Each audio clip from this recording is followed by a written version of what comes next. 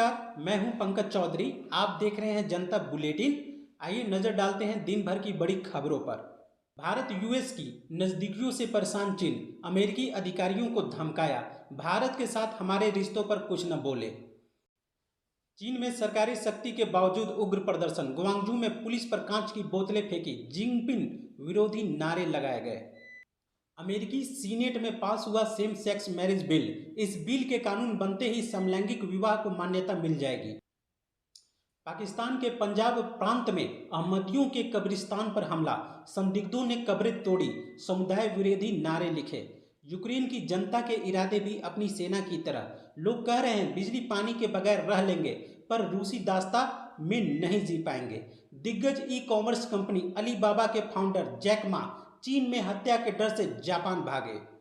मंगलवार को जारी पेंटागन की चाइना मिलिट्री पावर रिपोर्ट 2022 में खुलासा हुआ है कि चीन के पास 2035 तक 1500 परमाणु हथियार होंगे। बिना हिजाब काबुल पहुंची पाकिस्तानी विदेश राज्य मंत्री हिना रब्बानी खार, सीमा विवाद पर तालिबानी नेताओं से बातचीत की। इजराइल के हमले में 4 फिलिस्तीनियों की मौत। चीन के पूर्व राष्ट्रपति जियांग जेमिन का 96 साल की उम्र में निधन।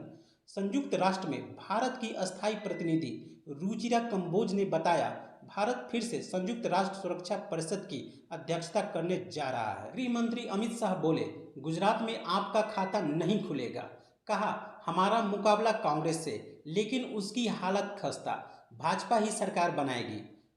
बिल्किस बानो ने रिहा हो चुके 11 दोषियों के खिलाफ सुप्रीम कोर्ट में पुनर्विचार याचिका दायर की। 14 रुपये तक सस्ता हो सकता है पेट्रोल डीजल। कच्चे तेल के दाम गिरे, कस्टमर और कंपनी दोनों को होगा फायदा। बीजेपी को मिला कांग्रेस से 6 गुना ज्यादा चंदा। भाजपा को वर्ष 2021-22 में मिले 614 करोड़ रुपए, कांग्रेस को महज 95 करोड़ रुपए।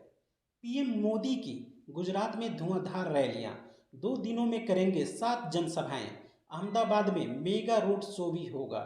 गुरुग्राम में गायक दिलेर मेहंदी का फार्म हाउस हुआ सेल, दमदमा झील के पास 1.5 एकड़ में बना।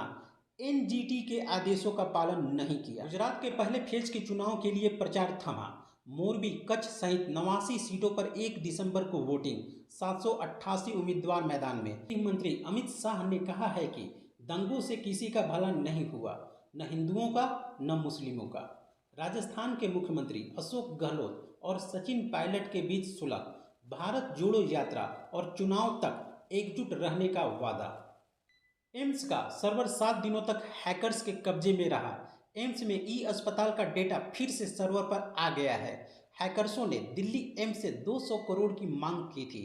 हालांकि दिल्ली पुलिस ने किसी भी तरह की फिरौती मांगे जाने से इनकार किया है।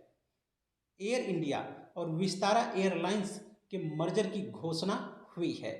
गुजरात के बड़ोदरा में 500 करोड़ की ड्रग्स बरामद की गई है। भारतीय रिजर्व बैंक ने 1 दिसंबर से लॉन्च करेगा रिटेल ई रूपी।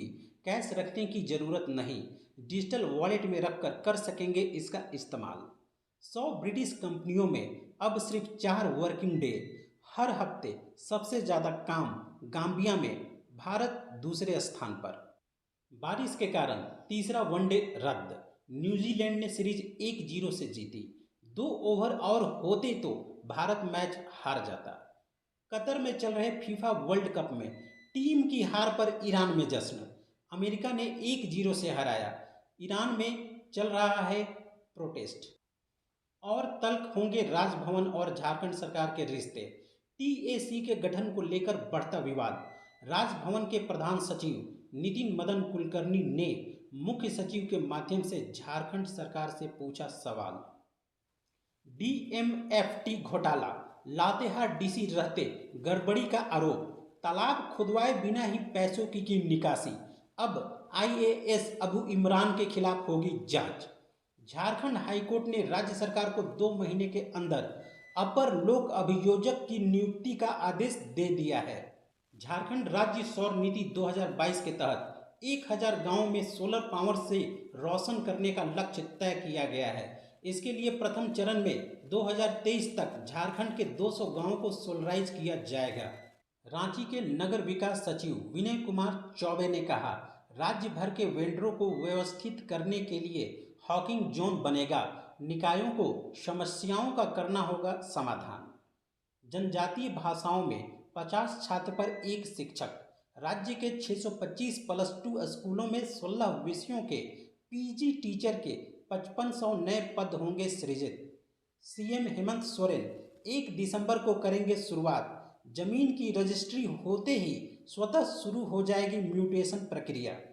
एमपी एमएलए कोर्ट से बीजेपी सांसद संजय सेठ को मिली राहत, आचार संहिता केस से हुए बरी।